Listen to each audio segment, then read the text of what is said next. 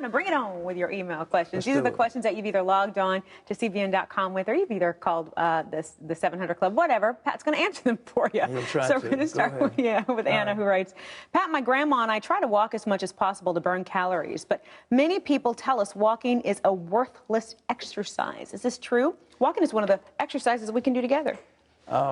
That is absolutely false, and somebody would say this is not good. Doctors say that it's probably the best exercise you can do. It gets your heart going, it gets your vascular system going, it helps your brain, it causes the blood to flow throughout your whole body.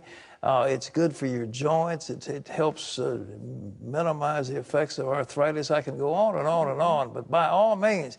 And by the way, Dr. Cooper, who was so big on jogging, has moved to walking because jogging has an effect on, you know, I had both of my knees messed up. I had them both scoped and then a knee replacement because of jogging. So walking is the answer.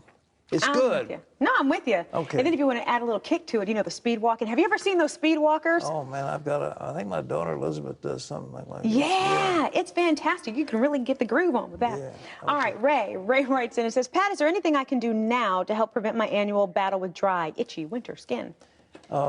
Stop taking long baths and long showers. Be careful of the kind of soap you use. Don't use harsh soaps. If you can, there's something called MSM. It's got sulfur in it, and it's very good for your skin. It tastes awful, but nevertheless, you can get 1 teaspoon of it down a day, and it'll do wonders for your skin. But you just don't take baths all the time. You can't do it. It'll dry your skin out, and that's not a good thing. But you get some oil and put on them, too. Olive oil, so forth. Well, you said not to take baths and showers every day, but it might be helpful for you. But what about the people around you? Well, it's tough for them. You might be walking around with skin that's moisturized, but people can't tell because they don't want to be near you. Get some perfumed cream. Okay. All right. Well, Sandy writes and it says, I recently noticed that I've begun to bruise more easily. Is there something I should be concerned about? Yes.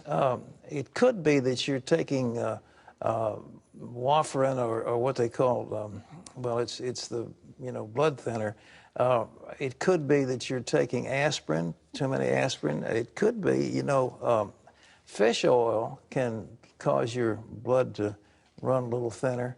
But we were talking about bruising, right? Yeah. I recommend that you get vitamin C with citrus bioflavonoids. When I get it, it's called vitamin C complex. You can get it at vitamin shops and so forth.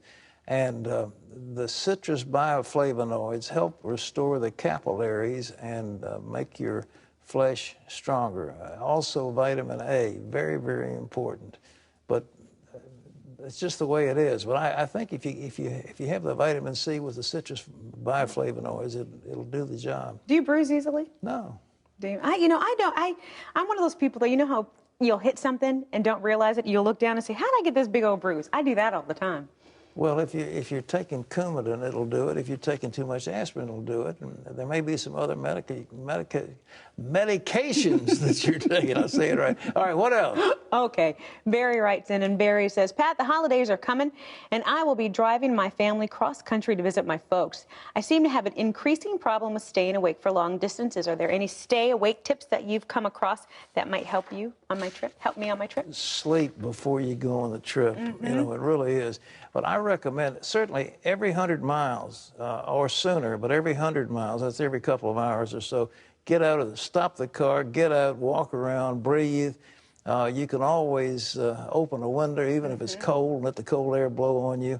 But if you have a tendency to fall asleep, you're endangering your life and the life of other people on the road. So don't do it, especially if you're tired. Yeah. All right? I'm with you on that one, because that's nothing worse. It's like, ugh, it's nothing worse. Tips. The main tip is get plenty of sleep before you take a trip. Exactly. All right. Okay, Deborah writes in and says, Pat, I've noticed I get pain in my calf whenever I walk a distance of a city block or so. It's the same place and happens about the same distance each time. I mentioned this to a friend, and she said it could be something serious. Is she just being overly cautious? No, she's not. That could be deep vein thrombosis. She could have a blood clot, which would be a precursor to a stroke. They've got their advertising activity having to do with the legs being peripheral, what are the PAD, peripheral artery, whatever it is, this dysfunction. Yeah, anyhow, PAD. But see a doctor on that one because it could be dangerous, especially if you're working on a clot and the clot moves. You can be in serious trouble, and it usually comes about in your calves, so watch it.